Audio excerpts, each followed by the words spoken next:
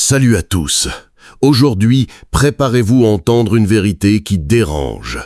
Alors que l'Europe et la Méditerranée s'embrasent, Juan Branco nous lance un cri d'alarme depuis Lausanne. La France est devenue une oligarchie en phase terminale.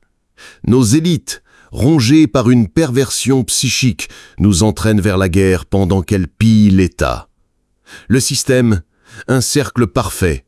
La fortune achète l'influence politique qui ouvre les coffres de l'État pour générer encore plus de richesse et de pouvoir. Drahi, Bouygues, Niel, Arnault ont bâti leurs empires sur des faveurs d'État et de la corruption. Leur arme ultime, le contrôle total de l'information. La presse fabrique un consensus artificiel pour nous retirer notre pouvoir de décider. Ces milliardaires dépensent des fortunes pour qu'on n'enquête jamais sur eux. Face aux crises sociales, leur stratégie est double, violence interne ou projeter cette violence vers l'extérieur. Ukraine, Algérie, Niger, tout est bon pour manipuler l'opinion publique. C'est le cynisme absolu, la phase terminale de la société du spectacle. Comment résister? Juan Branco appelle à des ruptures radicales, référendum d'initiative citoyenne, mandat révocatoire et surtout s'organiser.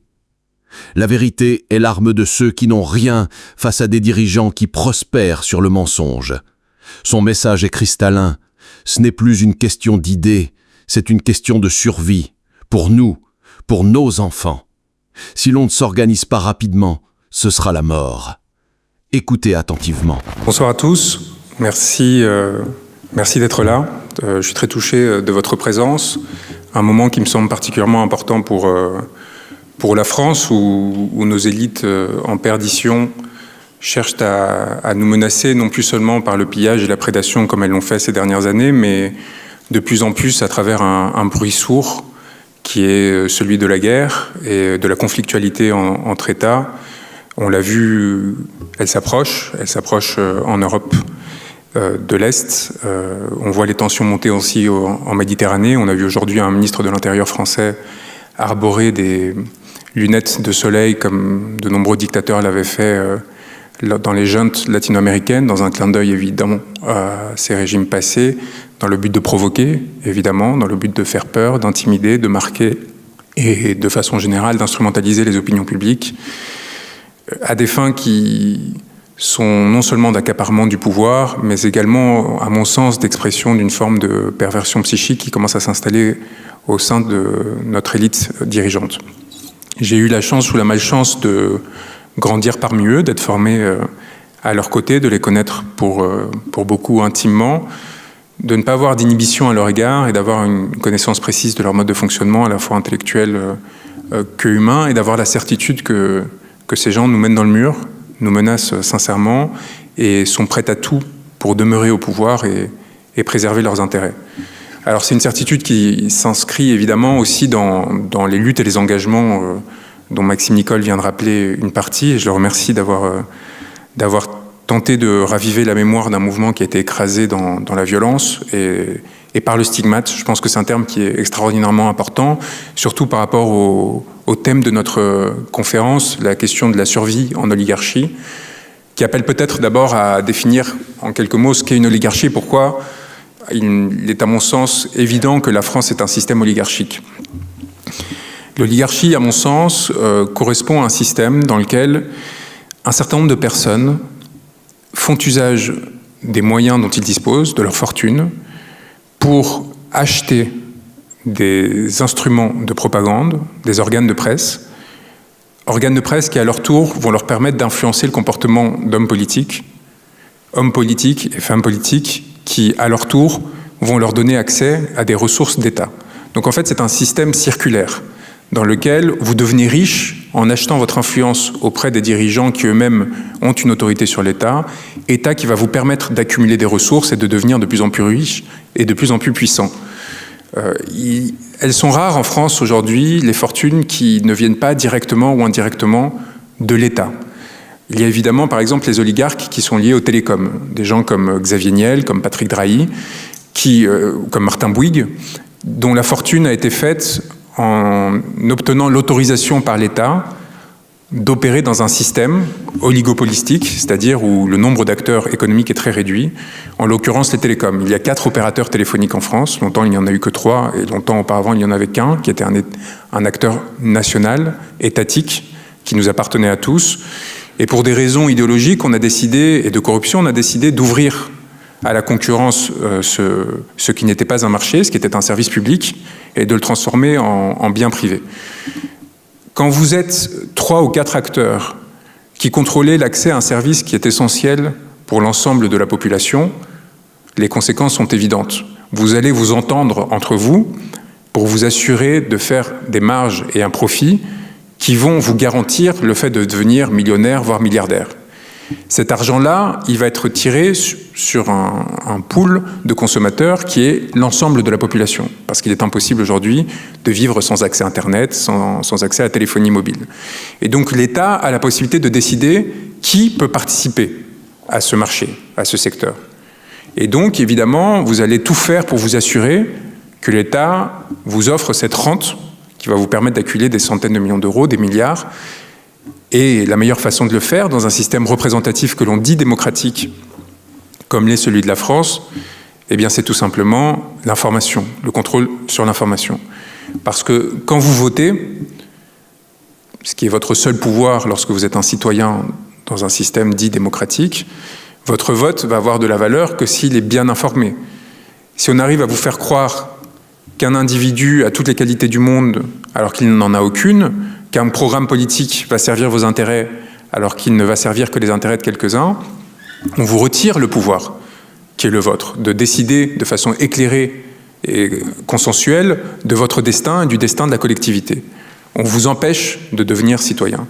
C'est exactement ce que ces oligarques ont décidé de faire en s'accaparant la quasi-totalité de la presse française, qui d'une part est extraordinairement subventionnée, donc dépendante de décisions prises par les dirigeants politiques qui sont au pouvoir, et par ailleurs dominée par des acteurs privés qui, donc, en ce qui concerne ceux que j'ai mentionnés, Martin Bouygues détient TF1, TMC, donc à la fois TF1, la principale chaîne européenne, mais aussi à travers TMC, une prise de contact avec la bourgeoisie parisienne qui notamment regarde Quotidien régulièrement, tous les soirs, et qui au profit d'une vision qui supposément défend le divertissement, en réalité les amène à suivre une certaine ligne idéologique, en tout cas à fabriquer une certaine forme de consensus à l'égard de leurs dirigeants.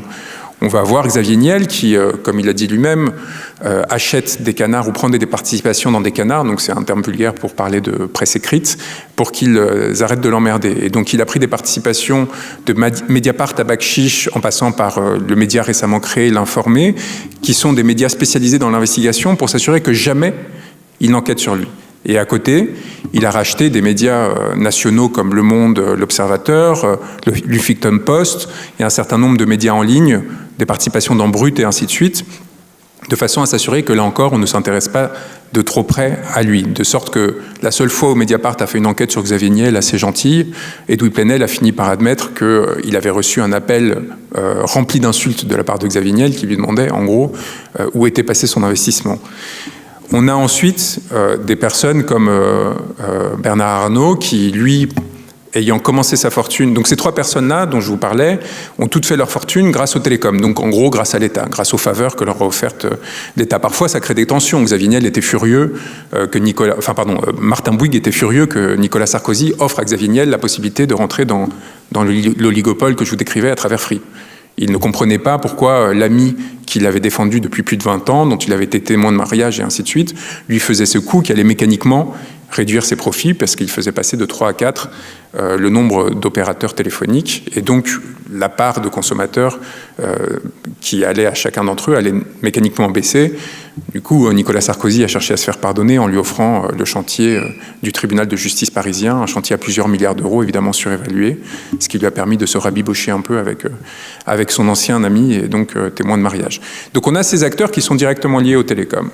On en a d'autres comme Bernard Arnault qui lui a décidé plus modestement de racheter Le Parisien, Les Échos, Radio Classique et quelques autres, et Paris Match récemment, à Arnaud Lagardère, qui lui a fait sa fortune en construisant, comme vous le savez, le groupe LVMH, donc Louis Vuitton, Moët & Cie et ainsi de suite, qui était un groupe en fait qui lui a été offert par Laurent Fabius, donc un Premier ministre que l'on disait de gauche, qui était à l'origine un groupe qui s'appelait le groupe Boussac, et qui a pu, avec une mise dérisoire au départ, et avec l'appui d'un certain nombre de banquiers d'affaires, et dont Antoine Bernheim, de s'approprier certaines des marques les plus connues et réputées de la planète dans le secteur du luxe, comme Dior et d'autres, pour, à partir de là, construire un empire, racheter des médias pour rendre la faveur à cet homme politique et à ceux qui lui succéderaient, recruter un nombre très important de lieutenants, que ce soit de droite ou de gauche. Alors Nicolas Bazire, qui avait été directeur de cabinet de Nicolas Sarkozy,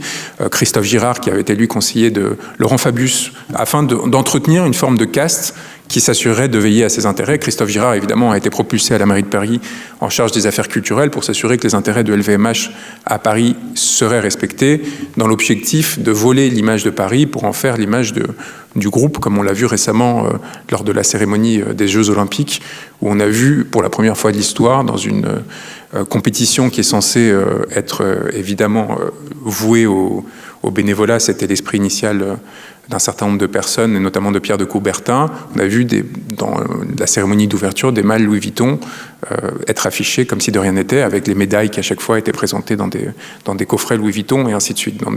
Quelque chose qui avait rendu furieux tous les sponsors américains, dont Coca-Cola, qui avait investi des centaines de millions, qui ne comprenaient pas pourquoi ils ne bénéficiaient pas de privilèges similaires. On aurait dû faire des conférences sur l'oligarchie française là-bas pour le leur expliquer. Ça leur aurait peut-être donné des techniques de négociation.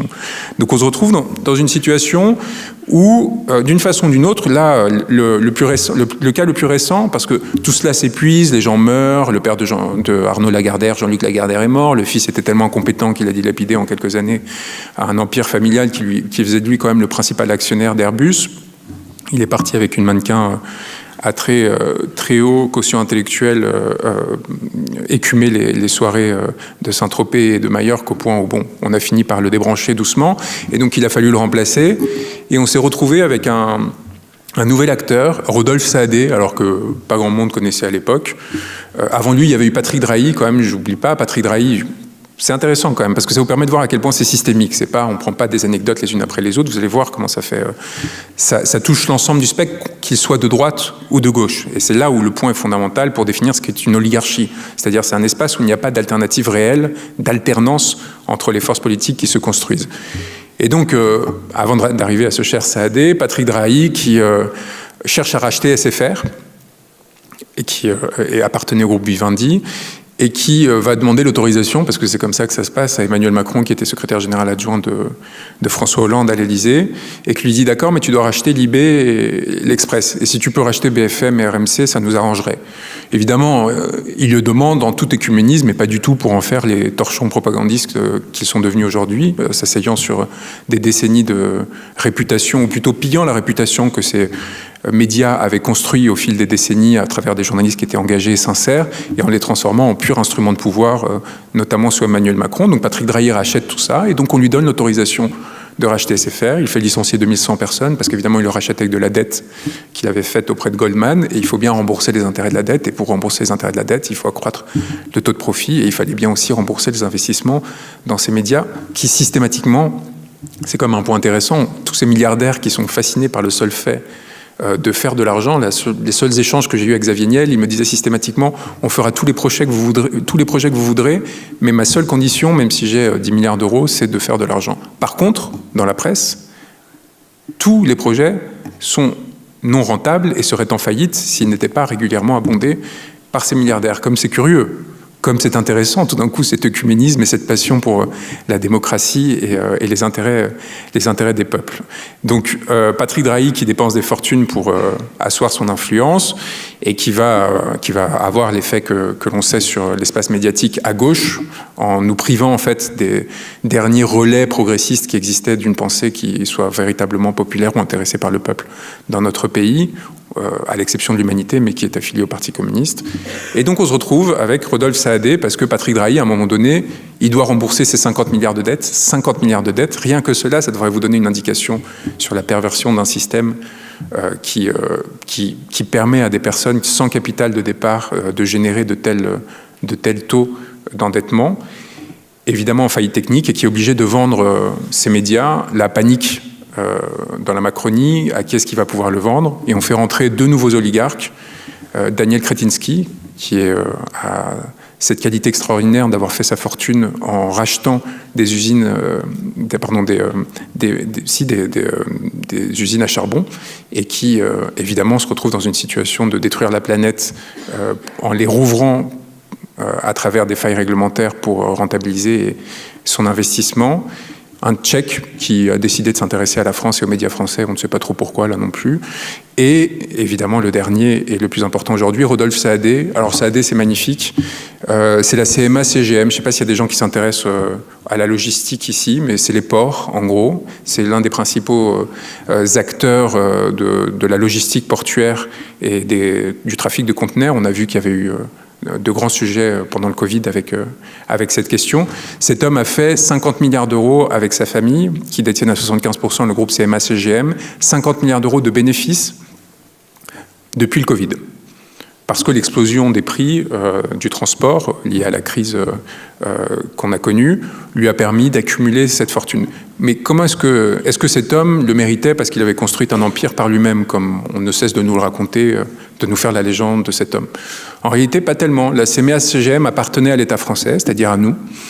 Et un très grand homme d'État, M. Chirac, avait décidé de l'offrir à la famille Saadé.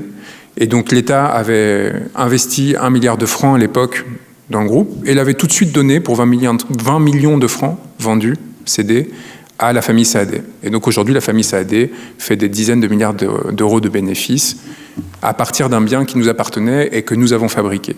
C'est là où on en vient à la question de l'oligarchie, c'est-à-dire que tout cela, évidemment, n'est pas gratuit. Tous ces bénéfices ne sortent de nulle part et toutes ces fortunes que l'on vous vend comme étant non seulement magiques, mais liées au talent extraordinaire de ces personnes, sont produites à partir de nos efforts et de nos sacrifices. C'est-à-dire qu'il y a une population entière qui vit dans des difficultés économiques avec un inconfort, y compris de plus en plus au sein des classes moyennes, à cause de cette prédation qui est organisée et qui est financée dans le seul but d'accaparer du pouvoir qui, à son tour, permettra d'accaparer des ressources. Le fameux CICE dont vous avez peut-être entendu parler, et ça me permettra de finir l'exposition des mécanismes de pillage dont je vous parlais. Le CICE, c'est une mesure qui a été adoptée sous François Hollande à l'instigation d'Emmanuel Macron et d'un bienheureux homme politique qui s'appelle Jérôme Cahuzac. Donc tous les deux faisaient le programme politique et économique de François Hollande pendant la campagne. Et ils doivent répondre à une double mission. D'une part, séduire les milieux d'affaires pour soutenir François Hollande, mais d'autre part, surtout, construire à leur tour une carrière politique. Et pour construire une carrière politique, c'est-à-dire avoir accès aux médias, avoir une couverture favorable dans la presse, être protégé par un certain nombre d'acteurs, y compris judiciairement, eh bien, il vous faut évidemment séduire un certain nombre de milieux d'affaires. Et pour séduire ces milieux d'affaires, il vous faut leur offrir des gages de ce que vous protégerez leurs intérêts et que vous les servirez. Eh bien, c'est ce qu'ils vont faire en fabriquant le CICE, qui a coûté plus de 200 milliards d'euros à l'État français et dont on n'a jamais vu l'efficacité économique, malgré les promesses qui avaient été produites par François Hollande. CICE qui a coûté tellement cher, et c'est là où on va voir comment la boucle se boucle et comment, à partir d'un propos qui pourrait sembler assez abstrait, distant du réel, et ainsi de suite, on touche au concret et à ce qu'on vient de voir. CICE qui coûte tellement cher à l'État que Alexis Kohler et Laurent Martel, donc le secrétaire général de l'Élysée et le conseiller fiscal d'Emmanuel Macron, pendant la campagne d'Emmanuel Macron, échangent des courriels dans lesquels ils se demandent comment est-ce qu'ils vont financer ce trou dans les finances publiques qui commence en fait à empêcher la possibilité, à empêcher l'État de financer des services publics, des hôpitaux, des écoles et ainsi de suite. Et là, ils se disent, on va inventer un truc formidable dont on va prétendre qu'il va servir à financer l'écologie. Et ça va être la taxe carburant, c'est-à-dire le déclencheur de la crise des Gilets jaunes.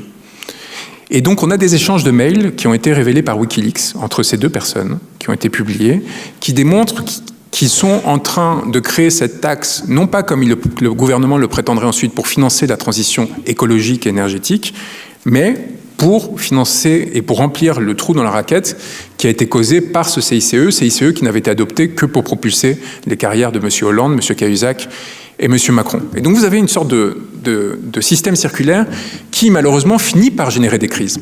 Malheureusement pour eux, parce qu'il y a un moment donné où le peuple, en l'occurrence le peuple français, ne va plus être en mesure de payer pour eux, ne va plus être en mesure d'alimenter cette transition de ressources qui, de 70 millions de personnes, va à quelques milliers, voire quelques dizaines de milliers, si on prend en compte leurs conseillers et les personnes qui vivent autour d'eux, voire quelques centaines de milliers, si vous prenez en compte ceux qui, encore au-delà, au sein du Petit Paris, leur servent d'instruments, y compris donc les journalistes français qui sont leurs employés aujourd'hui et qui n'ont aucune forme d'indépendance et aucune capacité à enquêter sur ce système, à le dénoncer et évidemment à protéger ceux qui chercheraient à le changer. De sorte que vous vous retrouvez dans un étouffoir démocratique majeur et critique qui ne peut se régler qu'à travers des ruptures radicales, qu'elles soient populaires à travers des mouvements comme les Gilets jaunes, insurrectionnels comme des mouvements d'action directe qui vont commencer à naître de la même façon que Luigi Mangione a ouvert le bal quelque part aux États-Unis avec le système des assurances privées concernant les questions de santé. On verra nécessairement, du fait de la tension que génèrent ces personnes, une montée de la violence qui va devoir s'exprimer d'une façon ou d'une autre. Et évidemment, lorsque nos dirigeants se retrouvent confrontés à cette situation, quelle est leur solution? Eh bien, tout simplement, c'est de déplacer la violence quelque part. Après avoir réprimé, après avoir écrasé, après avoir s'être assuré que ceux qui, sur le moment, essayaient de se révolter, y compris parfois en cassant des vitres au grand crime dans un monde où 15 000 personnes, enfin dans un pays où 15 000 personnes meurent chaque année des conséquences du chômage, eh bien, il faut évidemment dévier cette tension vers un autre objectif. Et alors là, vous avez en gros deux solutions. Vous avez le bouc émissaire interne, et là, ça va être soit vous-même par un sentiment de détestation croissant. Et j'ai relevé récemment que le taux d'hospitalisation pour tentative de suicide chez les jeunes femmes, par exemple, a été multiplié par 8. Et vous allez avoir en fait un sentiment de vulnérabilité croissant au sein de la société du fait de la violence qui va être générée directement par l'exploitation économique et indirectement par les conséquences de cette exploitation économique avec un accroissement des violences conjugales, un accroissement des violences sexuelles, un accroissement des violences contre soi-même, donc tentative de suicide, suicide et ainsi de suite, parce qu'il faut bien sortir cette violence quelque part. Vous voyez, donc la société commence à s'autoconsumer. Ça, c'est une première solution. Et ça marche très bien. Multiplication par 8 des tentatives de suicide, je peux vous dire que c'est quelque chose qui devrait nous inquiéter sur une catégorie de la population, les jeunes femmes de 15 à 25 ans. C'est un symptôme gravissime et très significatif. Donc ça, c'est la première forme, en gros, de purgation de la violence. La deuxième, évidemment, c'est le bouc émissaire. Et le bouc émissaire, très généralement et très simplement, c'est la figure de l'étranger. Celui qui est différent, l'autre, la diversité, celui qui va... Et c'est très intéressant d'avoir vu ce gouvernement avoir tenté de faire des opérations, de monter des opérations de communication avec Havas et ainsi de suite sur la question du harcèlement. Parce que le harcèlement, c'est typiquement une conséquence de la montée de la violence qui va se projeter sur quelqu'un que l'on va considérer comme étant différent et donc dont on va profiter de la vulnérabilité pour essayer de lui faire du mal. Et donc, en général, ça va se projeter sur des personnes qui ont des caractéristiques qui vont être légèrement différentes de la majorité ou de ce qui est considéré la norme. Et donc, ce gouvernement pitoyable, qui évidemment génère cette violence, qui la génère de façon consciente et volontaire, va en plus essayer de boucler des boucles informationnels à des fins de communication, en faisant quoi? En instrumentalisant la violence que eux-mêmes génèrent, en faisant de l'empathie, en faisant de la caresse, en disant on va s'occuper de vous, vous inquiétez pas, et en essayant ainsi d'acheter votre consentement et une forme de confiance à leur égard. Je suis pas sûr que ça marche, mais bon. Évidemment, l'autre figure par excellence dont je parlais, c'est évidemment l'étranger, sous toutes ses formes. C'est-à-dire que là, on ne parle pas seulement des idéologies racistes qui peuvent se développer, mais plus généralement de tout ce qui va, quelque part, nous apparaître comme une menace par rapport à ce que l'on considère être une norme commune. Et c'est là où, très rapidement, on va basculer du bouc émissaire intérieur au bouc émissaire extérieur, et donc au risque de la guerre. Et c'est aujourd'hui cette phase terminale dans laquelle nous sommes en train de rentrer, c'est qu'une fois que l'on a tenté de déployer la violence sur l'ensemble des catégories de la population qui pouvaient la recevoir, et une fois que cette violence commence à saturer et tout de même à déborder, eh bien il faut la projeter loin de nous et amener en fait à de la génération de la violence, mais en dehors de notre territoire. Et donc l'hystérisation qui a été mise en place par Emmanuel Macron concernant le conflit russo-ukrainien, ces derniers mois notamment, ou alors en gros il était en train de nous préparer à une entrée en guerre aux côtés des forces de l'OTAN contre la Russie, donc contre une puissance nucléaire, mais aussi comme je disais, sur la question aujourd'hui algérienne, avec ce ministre de l'Intérieur, qui cherche à générer une conflictualité qui est évidemment relayée par le Rassemblement national, à partir des blessures réelles qui existent, issues de la dynamique coloniale qui avait été générée par la Troisième République.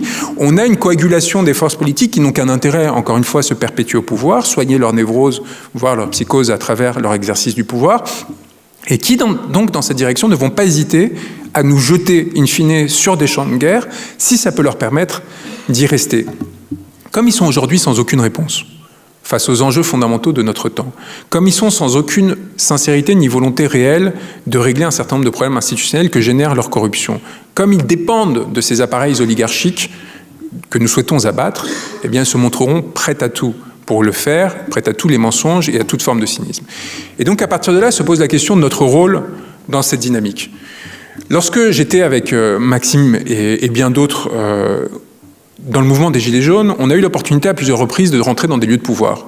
Alors ça m'est arrivé de façon très directe quand j'étais près du Fenwick qui a détruit la porte de Benjamin Griveaux dans une sorte d'élan de joie un peu alcoolisé, je pense, de la part de ceux qui le conduisaient, mais qui était symboliquement magnifique parce que c'était le porte-parole du gouvernement et donc quelque part, quoi de mieux que d'ouvrir les portes du porte-parole du gouvernement, donc ouvrir les portes de la parole d'État à travers un engin populaire symbolisant le prolétariat comme peut l'être le Fenwick. C'était quand même assez élégant comme geste. Il y a eu d'autres fois auparavant où on s'était retrouvé quasiment aux portes de l'Élysée avec des forces de l'ordre qui reculaient. Et donc la possibilité réelle de rentrer dans l'Élysée était d'ailleurs tellement tangible que la presse nous l'apprendrait plus tard, évidemment toujours un peu tard.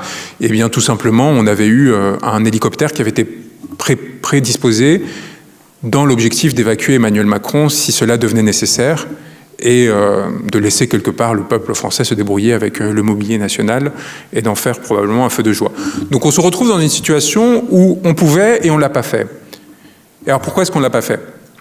On ne l'a pas fait d'une part parce qu'on ne se sentait pas légitime et que je pense que tous ceux qui se sont retrouvés dans le mouvement des Gilets jaunes s'y sont retrouvés en partie parce qu'ils ne se sentaient justement pas légitimes et ils se morfondaient dans un sentiment de solitude et de désespérance, de violence matérielle qui faisait que leur objectif était de se faire entendre, de se faire voir, de rompre avec le système, mais non pas de prendre le pouvoir. Il n'y avait pas cette ambition d'accaparement qui d'ailleurs génère en nous souvent un grand rejet quand on le voit, on voit telle ou telle politique de passage tout d'un coup vous promettre des monts et merveilles et en gros utiliser la télévision et son accès à la presse comme une façon de se regarder dans le miroir. On n'avait pas cette volonté-là et on était honnêtement très différents. Des anarchistes royalistes, je pense que c'est la première fois de l'histoire de France où on a une forme de réconciliation nationale en contre d'un pouvoir, où on disait tous ces désaccords idéologiques sont secondaires par rapport à la nécessité de reprendre le contrôle sur notre destin. C'était une époque où le gouvernement voulait privatiser, je ne sais pas si vous vous souvenez, mais non seulement la Française des Jeux, ils y sont arrivés, mais aussi Aéroport de Paris, pour, disait-il, débloquer 10 milliards d'euros, ce qui était fondamental, on l'a vu. 1000 milliards d'euros de dette plus tard, tout d'un coup, l'urgence qui consistait à brader des biens publics pour obtenir quelques micro-pourcents du budget de l'État nous a donné un grand avantage, c'est-à-dire que désormais nous ne sommes plus dupes. Nous savons exactement pourquoi ils le faisaient. Ils ne le faisaient pas du tout parce qu'ils avaient besoin de cet argent, ils ne le faisaient pas du tout parce qu'ils croyaient sincèrement dans leur idéologie libérale, mais tout simplement parce qu'ils souhaitaient nous piller, enrichir les banques d'affaires qui feraient l'intermédiaire dans ces transactions, et évidemment les actionnaires qui derrière en bénéficieraient, c'est-à-dire toujours les mêmes classes sociales les plus favorisées. Donc on se retrouve dans une situation où le cynisme est absolu, et donc très naturellement les Gilets jaunes commencent à porter un discours politique, parce que contrairement à ce que ces gens pensent, le peuple est intelligent, qui consiste à réclamer des instruments de démocratie directe. Qu'est-ce qu'on fait lorsqu'une classe politique se coagule pour défendre ses intérêts contre celui de son peuple? Eh bien, on crée des instruments pour pouvoir intervenir et leur retirer leur pouvoir. Référendum d'initiative citoyenne, mandat impératif et révocatoire, ce sont des propositions évidentes dont l'objectif est, lorsque vous vous retrouvez face à un homme ou une femme qui veut vous trahir, qui cherche à prendre le pouvoir pour lui et non pour vous, vous ayez les moyens de récupérer votre souveraineté et de lui imposer une décision qu'il voulait prendre contre vos intérêts. C'est une évidence telle qu'on se demande, elle existe partiellement en Suisse, pourquoi est-ce qu'il est si difficile de l'imposer alors même qu'elle a été promise de façon régulière par les pouvoirs en place? Eh bien tout simplement parce que dès le moment que vous avez cet instrument, vous faites s'effondrer très rapidement le système auquel vous appartenez. D'autres propositions évidentes consistent évidemment à interdire à tout organe de presse d'être sous la coupe d'un homme d'affaires ou d'un groupe qui ait des intérêts économiques. C'est-à-dire s'assurer que ce soit les citoyens et des groupes qui n'interviennent que dans le domaine des médias qui soient en mesure de produire de l'information.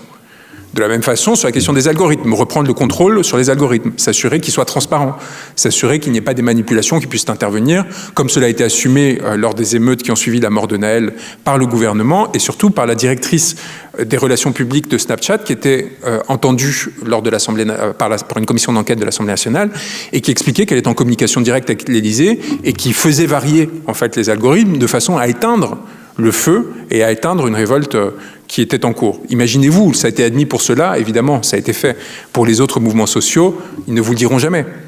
Ils ne vous le diront jamais, vous ne saurez jamais pourquoi tout d'un coup une idée devient populaire ou à l'inverse, disparaît dans les tréfonds des réseaux sociaux, de la même façon qu'aujourd'hui vous ne comprenez pas, si vous ne vous intéressez pas à la fabrique de l'information, pourquoi telle ou telle personnalité ou telle idée deviennent si centrales dans le débat public, en l'occurrence, ce qui est sur le point de créer une crise diplomatique qui pourrait devenir une lourde crise géopolitique avec l'Algérie, nous dit-on, c'est l'expulsion d'un influenceur.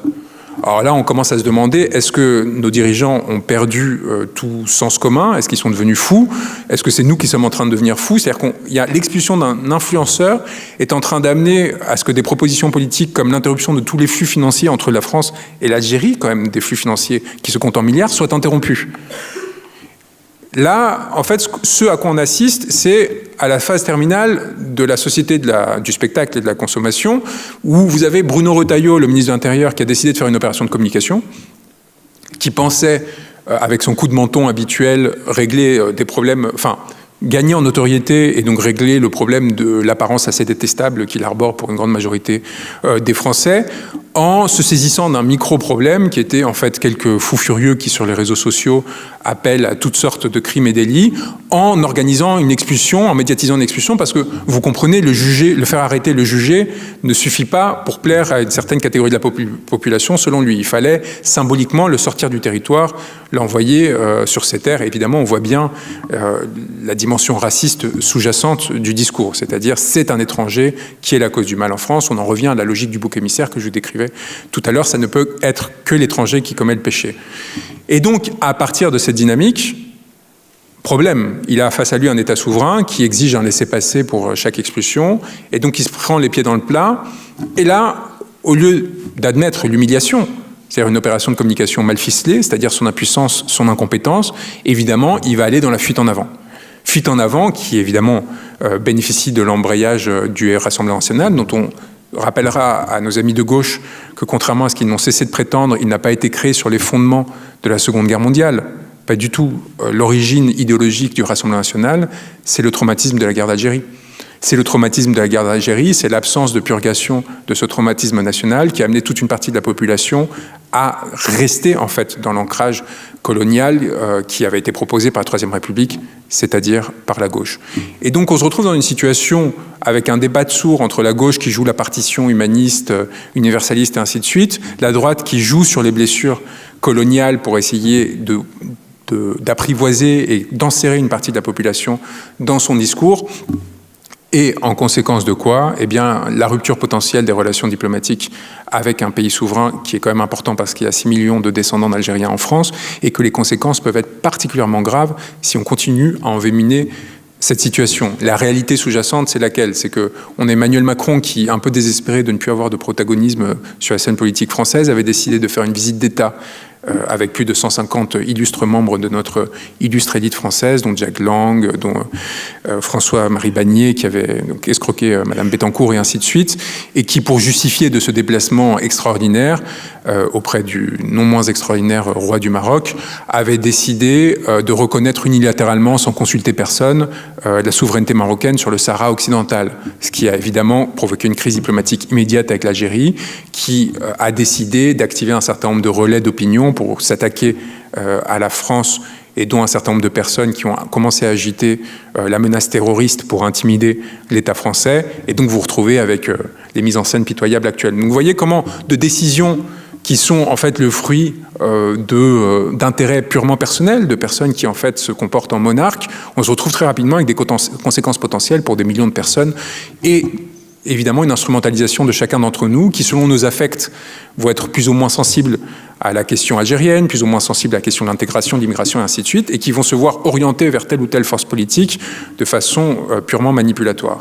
Et donc nous, il faut qu'on ait une résistance extraordinaire à l'égard de cette politique du fait divers, qui est la dernière arme dont disposent les tenants du système, pour nous distraire, pour nous désunir, pour régénérer des divisions, exactement comme l'avait fait le pouvoir pendant la crise du Covid et l'adoption du pass sanitaire, qui n'avait aucun objectif sanitaire, justement, mais pour objectif de générer des clivages au sein de la société, à un moment où, contrairement à ce que l'on pense aujourd'hui, il y en avait très peu. C'est-à-dire la première phase du Covid, il y avait une forme d'unité du corps social assez importante et une capacité à générer du consensus et à encaisser les coups pourtant violents d'un pouvoir complètement désorienté qui était incapable de prendre des décisions cohérentes en vous invitant à aller au théâtre un jour puis en vous confinant le suivant.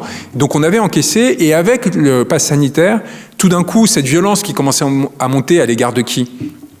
Naturellement, à l'égard de ceux qui nous dirigeaient, qui étaient incapables de tenir un discours cohérent, sensible, sensé, et donc de nous protéger, avec un sentiment de désarroi et de colère qui montait, eh bien on a trouvé ce qu'on appelle avec la théorie du nudge en communication, la capacité à faire clivage, c'est-à-dire à travers le pass sanitaire, à contraindre les populations de telle sorte qu'elles commencent à se détester entre elles, qu'elles commencent en fait à se reprocher mutuellement les unes de suivre les instructions du pouvoir, les autres de ne pas le faire et menacer leur santé. Et dans cette agitation et cette division, évidemment, une perte d'énergie extraordinaire qui les a protégés pendant un temps, mais qui a eu des conséquences dramatiques, y compris en termes de santé psychique pour de nombreux de nos concitoyens. Et donc, évidemment, dans cette disposition, eh bien, qu'est-ce qu'il faut faire ? Il y a plusieurs options. On peut attendre que l'histoire se fasse. On peut attendre qu'il y ait des résurgences spontanées de mouvements similaires à ceux des Gilets jaunes et qu'une fois encore, on arrive à les prendre de court. Ça n'arrivera pas. Je vais vous donner un exemple que je tire de mon expérience d'avocat qui avait fait grand bruit à l'époque. C'était une citoyenne du Nord qui avait été arrêtée, Valérie Minet, parce qu'elle avait fait un post où elle comparait, sur Facebook, où elle comparait Emmanuel Macron à une poubelle, dans mon souvenir.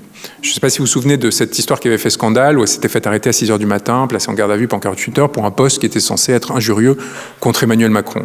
À l'époque, on avait eu droit à tous les cris d'orfraie de la part de tous nos gentils militants qui croient encore que nous sommes en démocratie, la LDH et ainsi de suite, qui se préoccupaient de l'atteinte aux droits humains. Toute la bourgeoisie elle-même était inquiète parce qu'elle commençait à voir que ça commençait à trembler. Et donc on avait réussi un peu à avoir une unité autour de cette personne liée à cette inquiétude de l'arbitraire qui commençait à s'accroître au sein de notre pays.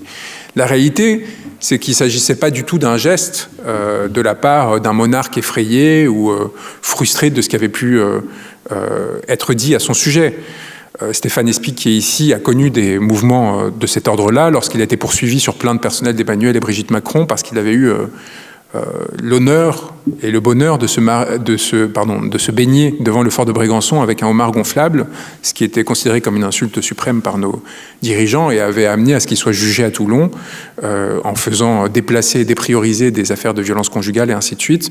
Je ne sais plus pour quel motif on avait obtenu la nullité des procédures. Donc ça arrive. En l'occurrence, Valérie Minet, c'était beaucoup plus pernicieux. Beaucoup plus pernicieux et en fait beaucoup plus inquiétant. Au moment des Gilets jaunes, nos services de renseignement viennent d'être organisés par Nicolas Sarkozy. Réorganisation qui a amené à la fusion des renseignements généraux et d'un certain nombre d'autres instances au sein de la DGSI.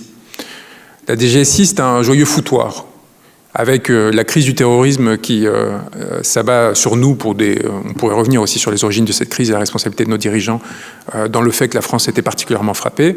On le fera peut-être plus tard. On se retrouve dans une situation où la France, l'État français est aveuglé par rapport au mouvement d'opinion de sa population. Il continue de suivre, comme d'habitude, les syndicats, les partis, quelques opposants déjà remarqués, mais ils ne prennent plus du tout le pouls du territoire. Et donc ils sont pris par surprise par le mouvement des Gilets jaunes. Ils ne l'ont pas vu venir. Et ils sont dans un effet de rattrapage qui fait qu'on avait toujours un coup d'avance sur eux. Leçon prise de cet événement, il y a une réorganisation structurelle de l'ensemble de ces services, une repriorisation sur la surveillance de ce qu'on appelle en population générale, et on va avoir en fait une identification de l'ensemble des personnes qui ont participé à ces mouvements, une intensification de la surveillance sur les réseaux sociaux, de façon que Valérie Minet va être arrêtée, comme l'admettra le procureur pendant la procédure, pour une raison très simple. Le mouvement des retraites de lutte contre la réforme des retraites commençait à naître, et ils avaient décidé de l'arrêter préventivement parce qu'elle avait été l'une des principales figures des Gilets jaunes pour s'assurer qu'un message serait envoyé sur la zone où elle exerçait son influence afin qu'il ne sorte pas dans la rue. Et donc on se retrouve avec des arrestations préventives sur des motifs fallacieux, en l'occurrence un post Facebook qui aurait été insultant contre le président de la République, et on a une indignation qui va être dirigée sur l'apparence, sur la surface. On n'arrête pas quelqu'un parce qu'il insultait le président, oui, merci, enfin quand même, et on la décale pour faire oublier, évidemment, l'enjeu réel qui est d'intimider, qui est de préventivement s'assurer que ces gens ne sortent pas. Et donc, en fait, il y a eu ce ciblage, de sorte que toutes les personnes qui ont pris des risques, qui sont exposées dans les mouvements sociaux successifs qui ont eu cours ces dernières années, sont en fait sous les radars et se feront arrêter ou intimider à la moindre tentative de réinaugurer un geste citoyen de cet ordre. C'est ce qui arrive aujourd'hui dans les Outre-mer, où il y a une stratégie de judiciarisation systématique des mouvements de révolte. J'ai eu à accompagner des gens en Guadeloupe, en Martinique, et on voit ce qui se passe aussi en Nouvelle-Calédonie avec les Kanaks. Systématiquement, l'arrestation à détention provisoire et, le cas échéant, la déportation à 8 000, 16 000 km de chez eux, pour s'assurer non seulement qu'ils se tiennent sages, mais surtout qu'il n'y ait pas de contamination potentielle, de sorte qu'aujourd'hui en Martinique, l'inquiétude principale qu'il y a à l'égard du principal dirigeant du mouvement social contre la vie chère qui, depuis cet été, dans l'invisibilité complète des médias, essaye de lutter contre leur oligarchie, c'est-à-dire 3000 personnes qui ont décidé de préserver la pureté de leur race, des descendants d'esclavagistes béquets qui détiennent un monopole absolu sur la distribution et l'importation d'un certain nombre de biens, ce qui leur permet de faire 40% de marge par rapport à ce qui se fait dans l'Hexagone. Eh bien, la principale préoccupation de la population, c'est qu'on déporte dans la France hexagonale le dirigeant de ce mouvement social qui a été évidemment arrêté et placé en détention provisoire pour avoir réclamé exactement la même chose que demandaient les Gilets jaunes, c'est-à-dire simplement un peu plus d'équité dans ce monde. De sorte que dans des territoires comme celui-ci, lorsque je vais rencontrer ces militants et qu'ils me demandent quelle est la solution, je leur dis soit on arrive à créer une opération politique un peu extraordinaire qui fasse que contre les mainstream, on arrive à générer une candidature à une élection présidentielle qui pourrait arriver de façon anticipée ou en 2027, et c'est ce qu'on est en train de préparer, soit il va vous falloir prendre les armes.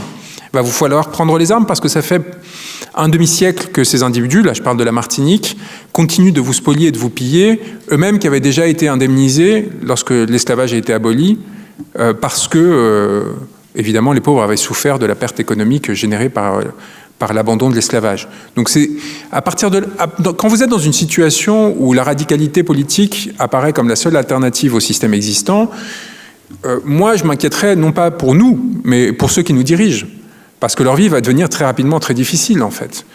Non seulement du fait de structures organisées de résistance, de sabotage et ainsi de suite, mais de la part de citoyens conscientisés qui à un moment donné décideront de faire des gestes comme celui qu'a commis Luigi Mangione.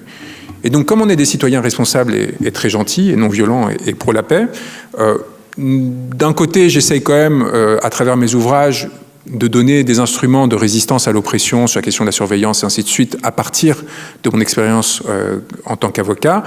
Mais de l'autre, on essaye de préparer une alternative. Et l'alternative, c'est tout simplement une candidature à l'élection présidentielle. Alors, ça peut paraître délirant.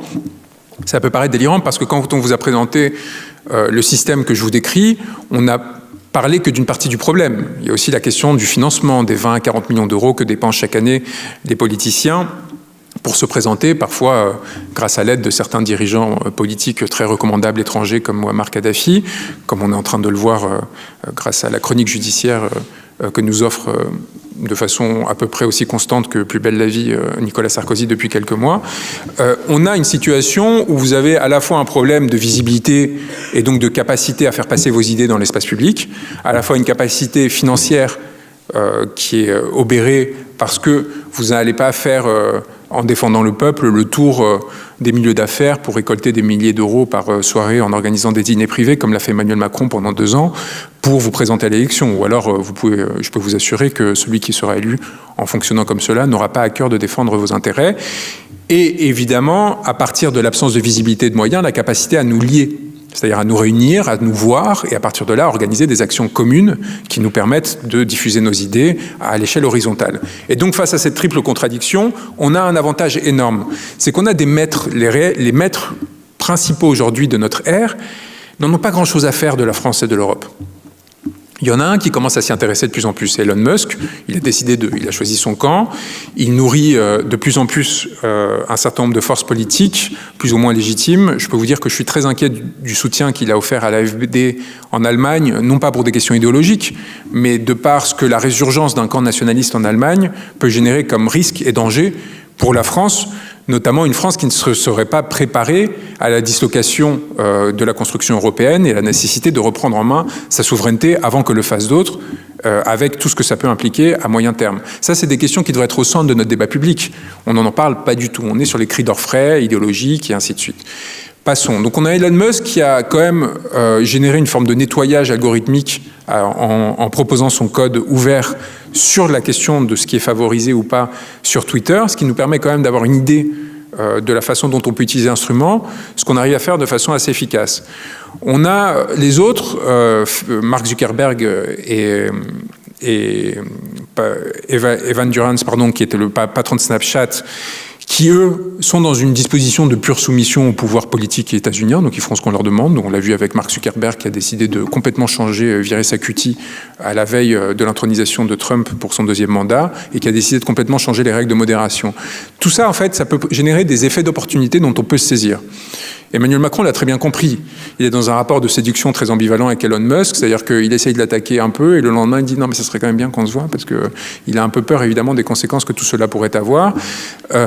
Avec Zuckerberg, il n'a pas réussi à tisser des liens, mais avec le patron de Snapchat et aussi celui de Pavel Durov, qui je le rappelle est quand même otage de la France encore aujourd'hui, le fondateur de Telegram. Ne pensez pas que c'est un très gentil juge en charge de la lutte contre la pédophilie qui a effectivement pris l'initiative de faire arrêter le fondateur de Telegram en France. Je veux bien qu'on soit naïf, mais il y a un moment où il faut qu'on commence aussi à se détacher des récits que l'on tente de nous vendre. Cet homme, s'il est aujourd'hui interdit de sortir du territoire français et sous contrôle judiciaire sur notre territoire, il est évidemment pour des raisons politiques. Savoir quelles sont ces raisons politiques et quels étaient les intérêts d'Emmanuel Macron au moment de le faire arrêter, ça appartient au domaine de la spéculation et c'est là où on doit être très attentif parce que dans les mécanismes de survie que l'on doit mettre en œuvre à l'égard de l'oligarchie, l'un d'entre eux est d'être extraordinairement rigoureux et attaché à la vérité. Parce que tout ce qu'on fait, quand même, doit avoir un sens au-delà de la défense des intérêts de la souveraineté de notre pays, de notre peuple. Et l'un d'entre eux, c'est quand même de nous différencier de ces individus qui ont prospéré sur le mensonge et la manipulation. Pourquoi ? Parce que c'est l'arme de ceux qui n'ont rien, la vérité. Lorsque vous êtes intègre, lorsque vous savez que vous n'avez rien à vous reprocher et qu'on ne peut pas rendre visible des manipulations que vous mettriez en œuvre parce que vous n'en avez pas commises. Ça crée une différence fondamentale avec celui qui sait ou qui pense qu'on ne peut pas rendre visible ces manipulations parce qu'il a le contrôle sur les appareils de pouvoir et l'information. Je vais vous donner un exemple personnel un peu anecdotique, mais puisqu'on ne cesse d'en parler dans l'espace public, je pense que ça a du sens. Vous savez, mon cher ami Gabi a lancé tout un programme politique parce qu'il n'avait pas grande idée et surtout parce qu'il ne savait pas comment dans le système actuel se démarquer de ceux qui nous dirigent, décidé de lancer toute une campagne sur le harcèlement. Et donc, il a eu l'extraordinaire idée, qui lui a été probablement soufflée par je ne sais quel conseiller en communication, de fonder cette campagne contre le harcèlement. Et la fondation qu'il a créée à 35 ans, c'est sa première initiative privée depuis qu'il est devenu adulte, c'est très bien, son premier emploi, je le félicite, a décidé de le fonder sur un storytelling qui consiste à dire que lui-même aurait été victime de harcèlement quand il était enfant, ce qui évidemment n'est pas du tout indécent de la part d'un enfant de l'école alsacienne qui étale ses grandes souffrances alors qu'il a grandi dans un des milieux les plus privilégiés qui soit. Et donc, Gabriel Attal, pour le dire, pour s'en justifier, essaie de prétendre qu'il aurait subi un harcèlement homophobe, parce que tant qu'à faire, instrumentalisons plusieurs causes en même temps, dès qu'on s'est lancé là-dessus, on ne va pas s'arrêter. Mais dans le même temps, alors petit couac, et c'est le problème de ceux qui mentent, il fait diffuser dans la presse People, via Mimi Marchand et dans Paris Match, dans Closer, People et compagnie, eh bien qu'il était en couple avec Joyce Jonathan. Je ne sais pas si vous voyez qui est Joyce Jonathan, c'est cette demi-célébrité qui avait fait sa carrière grâce à Star Academy dans mon souvenir, qui n'a pas eu une grande carrière, et qui, à l'orée de ses 30 ans, regrette un peu de manquer de visibilité, donc trouve en son camarade de classe une opportunité extraordinaire de se remettre en selle. Lui, ça le rend glamour. elle, ça lui permet de réapparaître dans l'espace public et donc de refaire quelques concerts et ainsi de suite. Sauf que du coup, il y a un petit problème de compatibilité des discours. C'est-à-dire que quand vous lancez des opérations de propagande, vous avez intérêt quand même à avoir quelqu'un qui coordonne le tout et qui s'assure que ça soit à peu près cohérent. Soit vous avez été victime d'un harcèlement homophobe, soit vous étiez en couple avec Judge Jonathan à la même période, mais les deux ensemble, moi je veux bien, enfin peut-être, hein, avec toutes les transformations d'identité auxquelles on a droit en ce moment, peut-être qu'il y a une explication que vous me donnerez, mais ça ne marche pas. Et donc en fait, ces gens-là sont toujours sur la brèche, de sorte qu'ils sont aussi vulnérables à des attaques réputationnelles de cet ordre. Et on l'a vu aussi avec toute la rumeur sur la transsexualité de Brigitte Macron. Quel était le fondement de cette opération de communication qui visait à leur faire mal et qui a été montée par un individu qui est un de vos concitoyens, puisqu'il habite aujourd'hui à Lausanne, Alain Soral, à travers la Gazette Fait et Documents qu'il a créé et Xavier Poussard, son directeur de la rédaction. Il savait qu'il y avait un problème dans la relation entre Brigitte et Emmanuel Macron, il savait que c'était une vulnérabilité. Il le savait pourquoi? Parce que c'est moi qui l'avais raconté. Qui avait raconté comment Xavier Niel, donc notre oligarque adoré, ancien proxénète ayant pour fait de gloire d'avoir créé des 3615 érotiques, puis après, grâce à ses contacts dans les services de renseignement, d'avoir monté un certain nombre d'opérateurs, de fournisseurs d'accès Internet, puis en rachetant Le Monde et autres, d'avoir eu une licence téléphonique qui en a fait un milliardaire, qui a permis au grand bonheur de se marier avec Delphine Arnault, donc la fille de l'homme le plus riche de la planète. Je ne suis pas sûr que ce soit un heureux destin, et de devenir le concierge des oligarques de la Silicon Valley quand ils passent à Paris, en gros, de faire la tournée des grands ducs, d'aller aux prostituées, voir des prostituées avec Elon Musk quand il vient, et ainsi de suite. Donc ce très cher et recommandable Xavier Niel décide en 2016 de présenter Mimi Marchand à Brigitte Macron. Mimi Marchand, dont je vous rappelle qu'il avait rencontré grâce à leur avocat commun, quand ils étaient tous les deux en prison.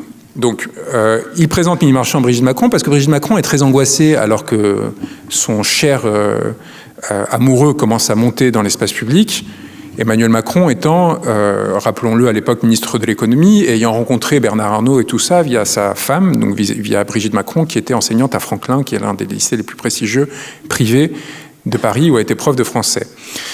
Et où, d'ailleurs, la mère de Bruno Le Maire était directrice d'établissement. Tout cela, évidemment, est sans effet sur les carrières de chacun d'entre eux et leur capacité à arriver, malgré le fait qu'ils ne sachent visiblement pas même compter, aux plus hautes fonctions de l'État et de générer les résultats économiques que l'on sait.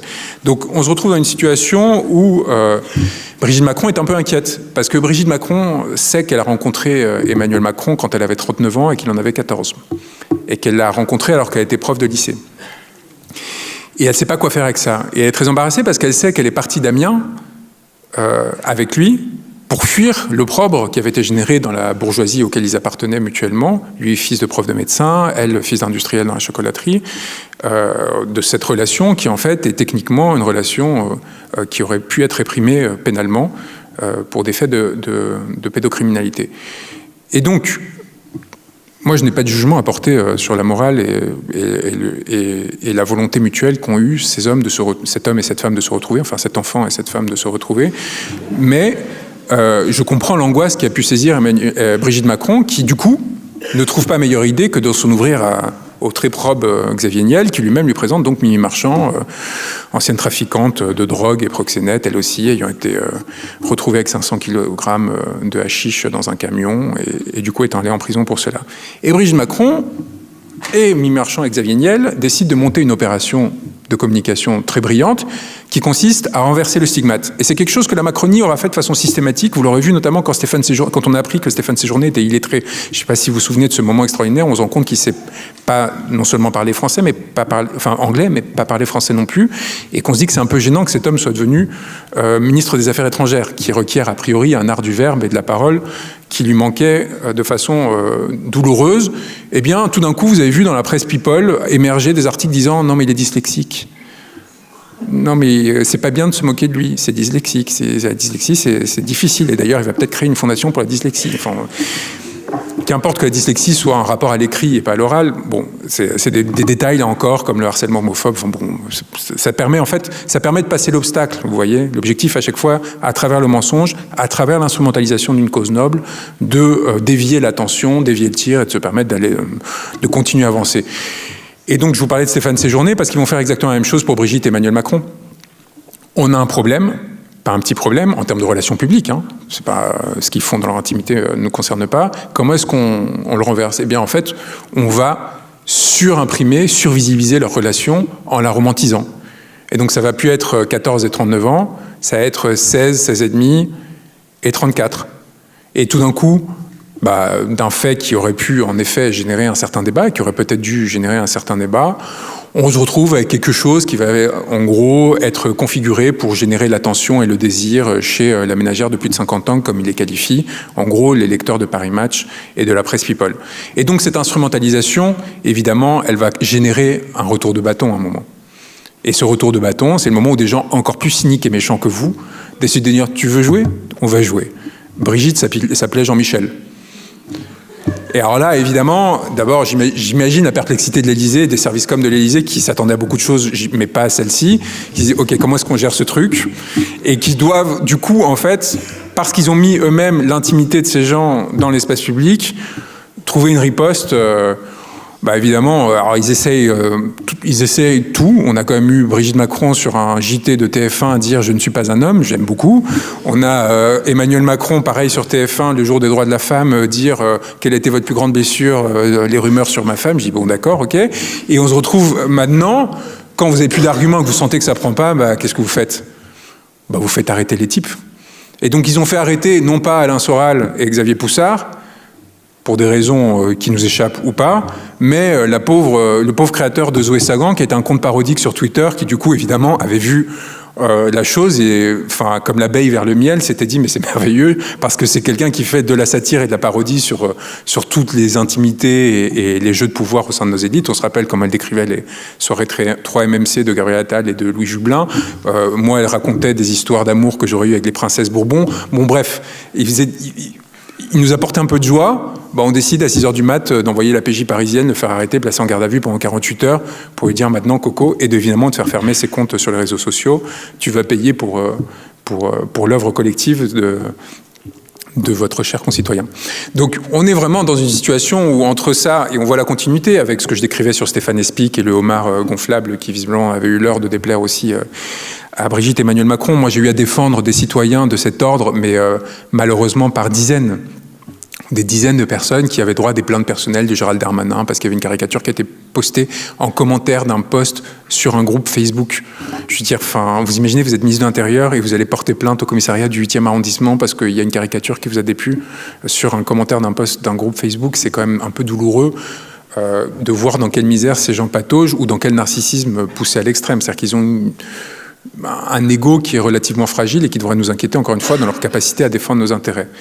Donc, phase terminale à la fois psychique, personnelle, relationnelle, politique, économique et sociale, et donc la nécessité de provoquer une subversion qui ne peut passer si on rentre dans le jeu institutionnel, non pas par le droit, et ce que j'ai fait toutes ces années comme avocat, parce que non seulement c'est très usant, mais ils finissent par vouloir vous radier. Alors moi c'est extraordinaire, j'ai eu le droit là, à 170 pages de saisine disciplinaire aux fins de radiation définitive, notamment parce que j'avais utilisé une enveloppe noire dans mes correspondances avec un procureur, ce qui, je cite, serait de nature à être interprété comme une approche hostile et inquiétante. Et j'aime beaucoup parce qu'ils font de la littérature dans leurs initiatives, hostile et inquiétante. Et donc, quand on rentre à ce niveau de parodie très soviétique, finalement, dans le rapport à l'oppression auquel on est confronté, là, on parle de choses sérieuses, mais quand je dois sortir un intellectuel comme Kémy Séba, des géoles de la DGSI, où il encourait 30 ans de prison pour atteinte aux intérêts fondamentaux de la nation parce qu'il fait des posts sur Facebook et qu'il organise des manifestations, je peux vous dire qu'au bout des 72 heures, quand on a enfin réussi à le sortir, alors qu'on lui avait promis la détention provisoire, on a respiré un bon coup. On a respiré un bon coup et cet homme n'a pu remettre les pieds en France. Donc il y a le drôle et il y a le moins drôle. Et il y a surtout la déduction que l'on doit en tirer, c'est-à-dire que si l'on souhaite la justice dans un monde comme le nôtre, il va nous falloir le pouvoir. Heureusement ou malheureusement, il va falloir que l'on cesse d'avoir des pudeurs de gazelle pour parodier mon ancien client Jean-Luc Mélenchon.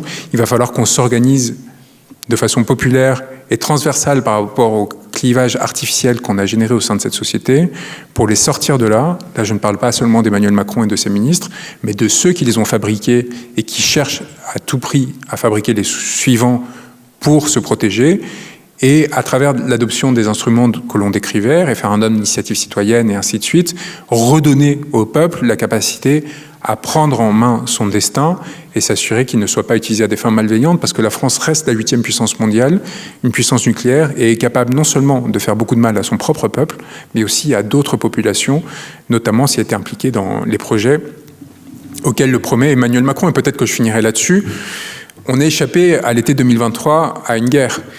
Et cette guerre, c'était une guerre qu'Emmanuel Macron voulait organiser. Il avait créé une coalition diplomatique à cette fin contre l'État et la population la plus pauvre du monde. Cette population, c'est la population nigérienne. Au motif d'un coup d'État, c'est vrai que les Français n'aiment pas les coups d'État, on en a à peine financé encore récemment au Gabon, il avait décidé, en fait, pour reprendre le contrôle sur les ressources en uranium de ce pays, il avait décidé de créer une coalition internationale, un peu comme celle qu'il avait proposée à ce cher Benyamin Netanyahou pour commettre les massacres qu'il commettrait, mais cette fois au Niger. Et donc on se retrouve dans une situation où eh bien, à force de jouer à des jeux dangereux, on finira un jour peut-être par se retrouver dans un embrayage similaire à celui qu'on a connu à la veille de la Première Guerre mondiale et de ne plus vraiment avoir de quoi rire. Et donc la nécessité de se préparer à la fois politiquement, à travers la constitution d'une force populaire, mais aussi à toute autre alternative, et notamment la nécessité à un moment de rentrer dans un rapport de résistance face à ce régime, ne devient plus une question d'idées, mais une question de survie vitale pour nous et pour nos enfants. Et c'est là où les choses redeviennent sérieuses. Et après la triste comédie du pouvoir que je viens de vous décrire, il faut que l'on commence à s'interroger sérieusement sur le rôle que l'on aura à jouer, chacun d'entre nous, alors vous en Suisse peut-être moins directement, quoique, à quel rôle on devra jouer justement pour éviter cette issue dramatique qu'ils nous promettent et qui sont prêts à tout pour nous infliger. Je pense que la constitution de mouvements populaires est essentielle. Je pense que les liens que l'on a tissés ces dernières années dans les luttes successives que l'on a eu à mener sur l'ensemble du territoire français, dans les Outre-mer, a permis d'établir une confiance relative entre nous, d'identifier ceux qui étaient là pour le pouvoir, ceux qui étaient là pour la notoriété, ceux qui étaient là pour l'argent, et ceux qui continuaient à être là, tout court, et qui continuaient en fait à s'engager, quel que soit le prix qu'ils avaient à payer. Mais si l'on ne s'organise pas rapidement, eh bien, ce sera la mort.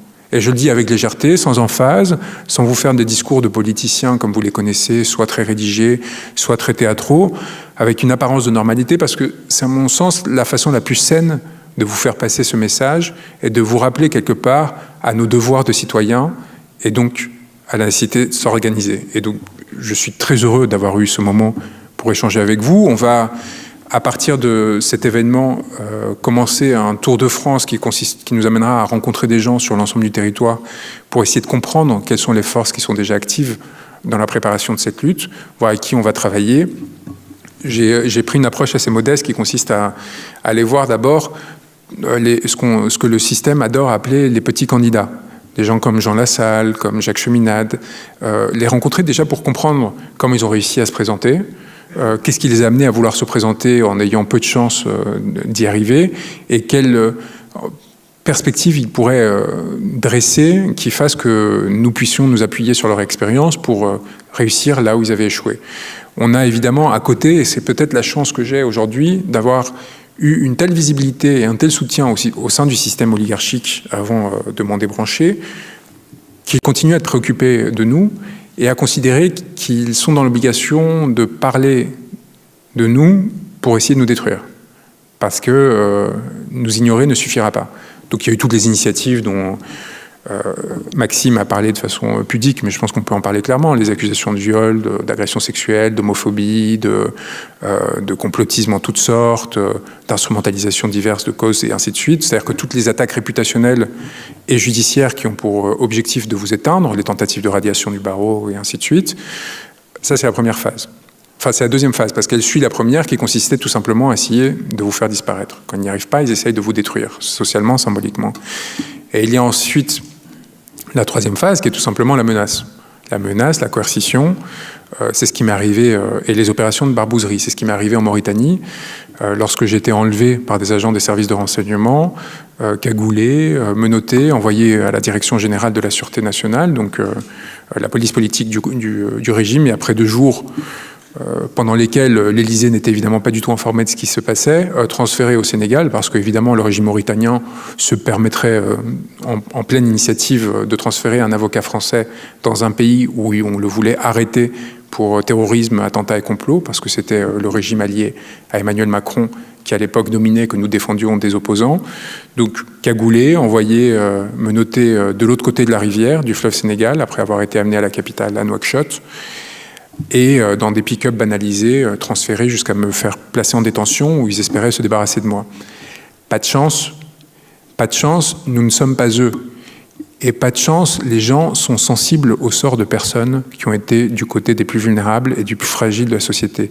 Et le mouvement populaire qui se levait à ce moment-là pour me sauver et pour me sortir de cette prison où j'encourais la perpétuité, et ce qui a déterminé à la fois l'Élysée et à l'époque Macky Sall, le président du Sénégal, à me faire libérer par miracle, et à me permettre d'être aujourd'hui parmi vous. Et je me souviendrai toute ma vie du moment où, dans cette prison, où il y avait 250 prisonniers dans 50 mètres carrés, où ils ne pouvaient pas s'allonger.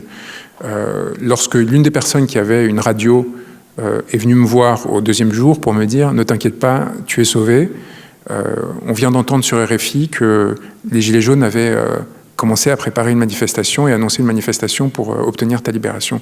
C'est-à-dire qu'au Sénégal, ce qui semblait important pour un Sénégalais, ce n'était pas la déclaration d'un tel ou d'un tel, du barreau, ou ainsi de suite, c'était les Gilets jaunes. Les Gilets jaunes comme expression dernière de ce que la France pouvait produire de plus universel et de plus digne et de plus représentatif du peuple.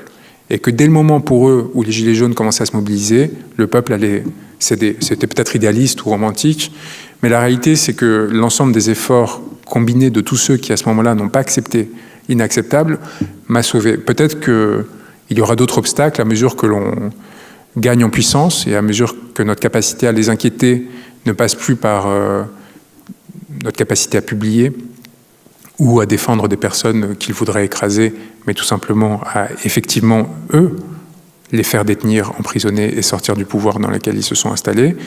Eh bien, à ce moment-là, il faudra, d'une part, savoir qu'il vous appartiendra d'être à notre côté, et d'autre part, si jamais ils réussissaient, à prendre le relais.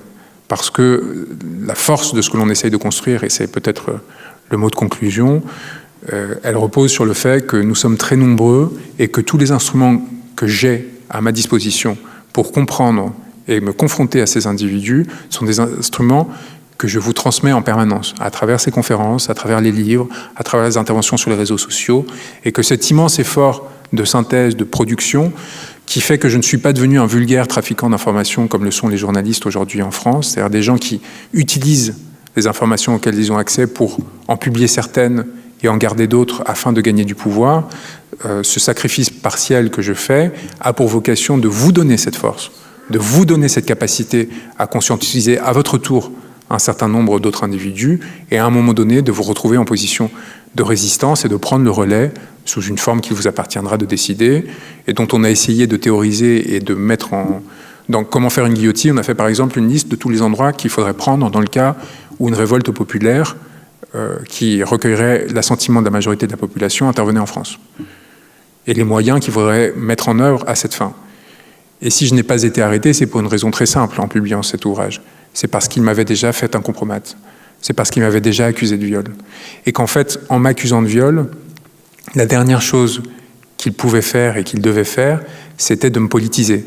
C'est-à-dire de me poursuivre pour des raisons politiques et donc de démontrer qu'il y a une persécution et qu'il y a une réelle capacité à leur faire du mal. L'accusation de viol qui a été utilisée contre Julian Assange, qui a été utilisée contre Ousmane Sonko, donc cette personne qui dirigeait l'opposition sénégalaise que j'ai représentée et pour laquelle j'ai été emprisonné et qui aujourd'hui est devenue Premier ministre parce qu'elle a réussi à vaincre ces forces-là. L'accusation de viol, elle est excellente parce que d'une part, elle touche à quelque chose qui est évidemment au cœur de nos priorités, qui est la lutte contre la violence quelle qu'elle soit. Et en particulier la violence qui détruit l'intimité, qui détruit la capacité à aimer, c'est-à-dire exactement ce pourquoi on s'est engagé, et parce qu'elle dépolitise, et parce qu'elle effraie, et parce qu'elle isole, et parce qu'elle massacre. Et donc, à partir de l'expérience du passé et de l'instrumentalisation successive sur des dossiers aussi sensibles de cette question, on a vu naître une résistance qui est paradoxale et dangereuse, parce qu'elle peut ouvrir à l'impunité.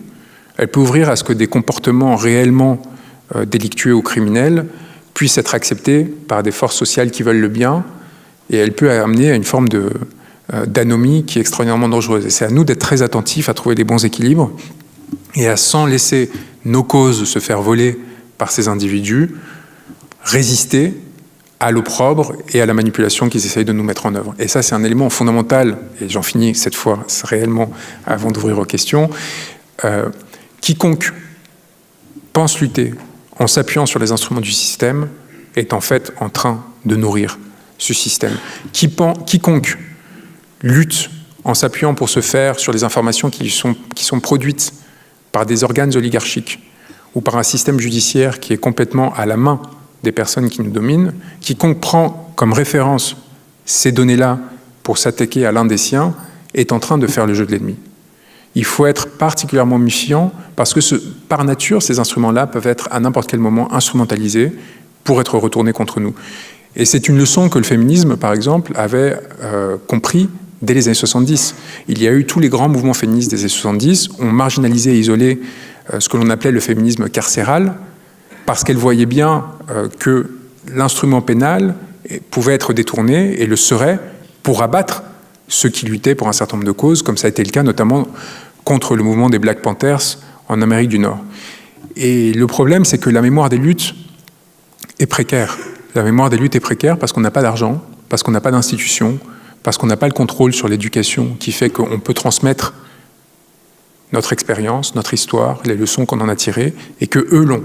Et donc leur capacité à nous faire oublier, à très court délai, la façon dont un certain nombre d'instruments ont été utilisés et retournés contre nous, eh bien, leur permet d'asseoir leur pouvoir. Et c'est là où la fenêtre qui nous est ouverte avec les réseaux sociaux et ainsi de suite, les plateformes internationales qui ont que faire de l'orientation politique et pour un petit pays comme la France ou la Suisse, nous offre une petite fenêtre.